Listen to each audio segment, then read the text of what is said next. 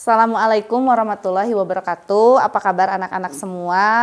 Kita sekarang baru pertama bertemu, bukan pertama ya, tapi udah beberapa bertemu, tapi melalui dunia sosial atau melalui daring. Nggak apa-apa, mudah-mudahan kedepannya kita bisa cepat bertatap muka, bisa kembali segera ke sekolah dan bisa bertemu dengan teman-teman.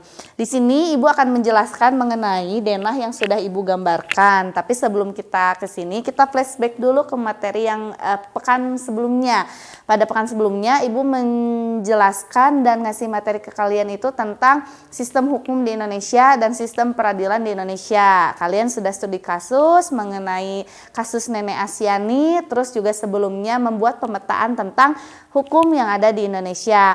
Kenapa kita harus taat dengan hukum? Karena kalau misalnya kita tidak taat dengan hukum, mau jadi apa nanti kita? Hukum itu membuat kita menjadi teratur dan mau tidak mau kita dipaksa untuk menjadi lebih baik dari yang sebelumnya. Terus kita tahu kalau misalnya hukum itu ada dua, ada pidana dan perdata. Ini dalam segi persidangannya. Untuk jenisnya ada hukum tertulis dan hukum tidak tertulis. Kalau tertulis itu yang kalian tahu, yang ada di Play Store juga banyak sekarang, yaitu Undang-Undang Dasar 1945. Tapi kalau yang tidak tertulis itu hukum adat. Hukum adat yang banyak di masyarakat kita, yang sumbernya juga secara lisan turun-temurun dari kakek moyang kita sampai turun sekarang mungkin ke orang tua kita. Itu hukum tidak tertulis. Dan biasanya kalau di masyarakat adat atau masyarakat yang masih kental dengan kekayaan adatnya, hukum adat itu biasanya lebih ngena ke hatinya. Karena kalau misalnya hukum tertulis atau hukum yang biasa digunakan oleh aparat keamanan kita hanya bersifat membuat efek jera sampai beberapa tahun. Tapi kalau hukum adat bisa saja kita tidak akan diterima lagi di tempat di mana kita tinggal. Oke, lanjut. Flashback materi yang berikutnya yaitu tentang aparat penegak hukum. Ada 4 aparat penegak hukum yang kemarin sudah Ibu jelaskan di PowerPoint. Yang pertama itu ada hakim. Di sini juga sudah Ibu catat. Hakim itu dia menempati posisi paling tinggi dalam tata persidangan yang ada di Indonesia. Apa tugas hakim? Jangan sampai salah dengan jaksa. Jadi perbedaannya, kalau hakim itu memberikan vonis akhir.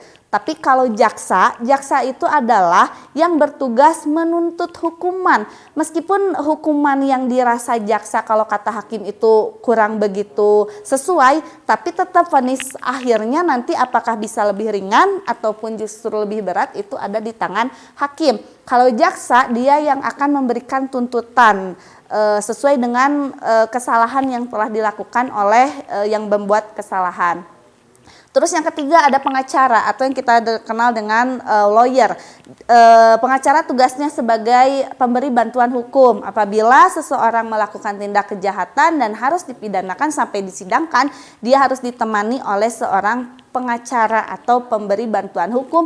Tujuannya untuk apa? Untuk meringankan hukuman yang akan diberikan agar tidak terlalu berat.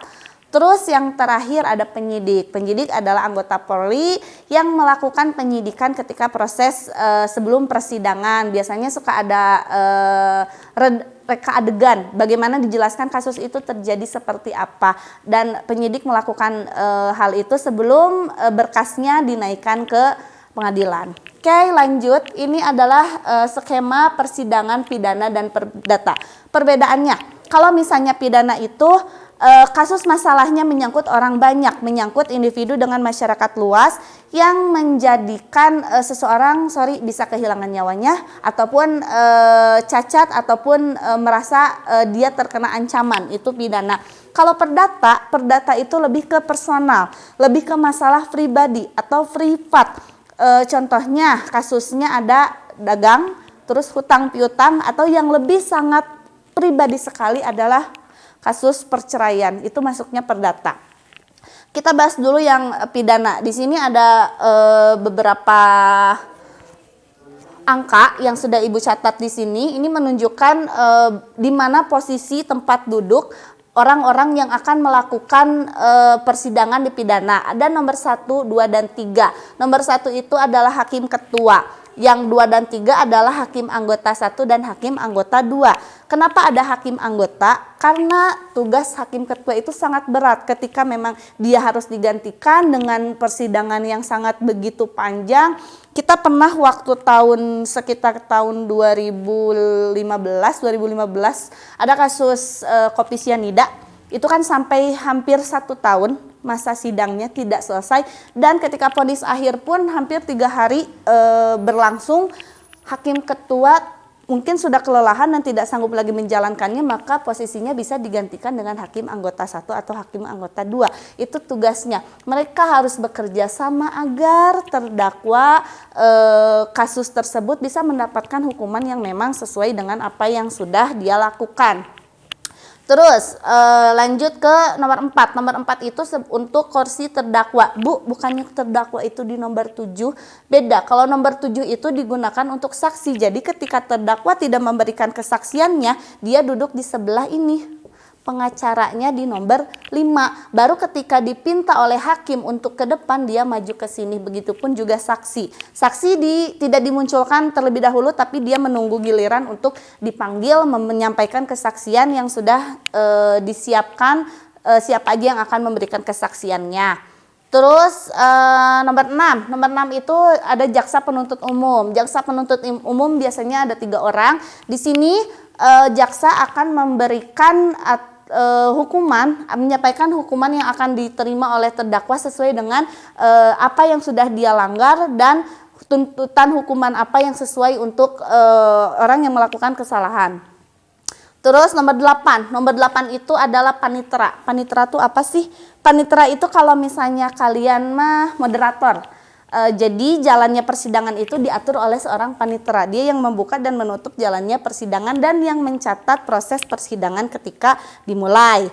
Yang nomor 9 itu audiens atau penonton. Karena kalau persidangan pidana itu boleh dilihat secara umum, secara langsung tidak tertutup karena kasus yang ini dibuka untuk umum. Lanjut ke perdata. Kalau perdata perbedaannya tadi sudah dijelaskan ya. Untuk nomor 1, 2, dan 3 itu sama. Hakim ketua, hakim anggota 1 dan hakim anggota 2. Terus nomor 4-nya panitera.